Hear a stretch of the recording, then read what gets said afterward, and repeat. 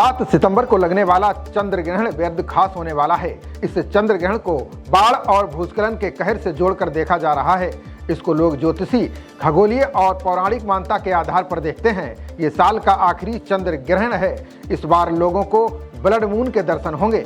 चंद्र ग्रहण खगोलीय, धार्मिक और ज्योतिषीय तीनों ही दृष्टियों से महत्वपूर्ण माना जाता है। इसका सीधा प्रभाव देश दुनिया की गतिविधियों से लेकर पूजा पाठ और व्यक्तिगत जीवन पर पड़ता है। हिंदू धर्म में इसे अशुभ अवधि के रूप में माना जाता है, इसलिए इसके आरंभ से समापन तक कई नियमों का पालन किया जाता है। वहीं खगोल शास्त्रियों के लिए ये आकाशीय घटनाओं को समझने का अवसर होता है। इसी तरह ज्योतिष में इसका असर 12 राशियों और 27 नक्षत्रों पर पड़ता है, जिससे कुछ जातकों को लाभ तो कुछ की परेशानियां बढ़ने लगती हैं।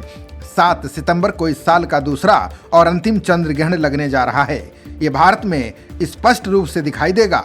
भारतीय समय के अनुसार 7 सितंबर को साल का आखिरी चंद्र ग्रहण रात 9:58 से शुरू हो जाएगा। इसका समापन 8 सितंबर की अर्धरात्रि 1:26 पर होगा।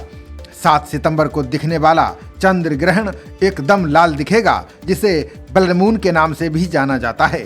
चंद्र ग्रहण का पहला स्पर्श रात 8:59 पर होगा। इस ग्रहण का अंतिम स्पर्श रात 2:24 पर होगा। यानी भारत में संपूर्ण ग्रहण काल की कुल अवधि 3 घंटे 28 मिनट की रहेगी। चंद्र ग्रहण के सबसे महत्वपूर्ण और पीक टाइमिंग की बात की जाए तो ये रात 11:42 पर अपने चरम पर होगा। इस बार भाद्रपद पूर्णिमा पर चंद्र ग्रहण लगेगा। ये पूर्ण चंद्र ग्रहण 3 घंटे 28 मिनट तक रहेगा। ये कुंभ राशि और पूर्व भाद्रपद नक्षत्र में लगेगा। खगोलविदों के अनुसार चंद्र ग्रहण पृथ्वी की स्थिति के कारण होता है।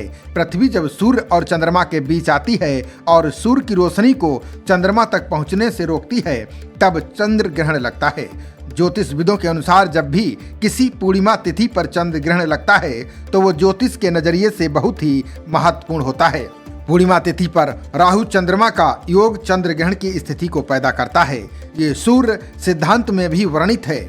ज्योतिषविदों के अनुसार जब भी इस तरह के ग्रहों की स्थिति का निर्माण होता है तो प्राकृतिक आपदाओं की प्रबल संभावनाएं रहती हैं।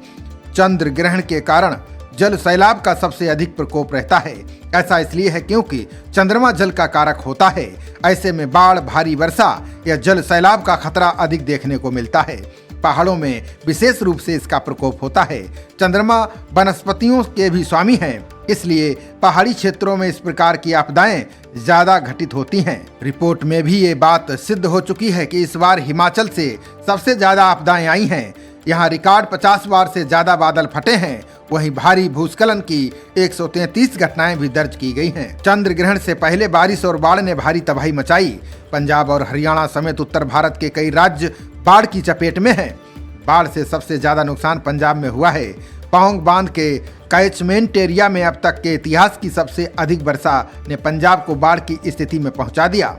राहत की बात यह है कि अब मौसम ने अगले 3-4 दिनों तक भारी वर्षा की संभावना से इनकार किया है। मुंगेशपुर ड्रेन ओवरफ्लो होने के कारण दिल्ली की सीमा से सटे गांव में 6 फीट तक पानी भरा है। 3000 लोग घरों में कैद हैं।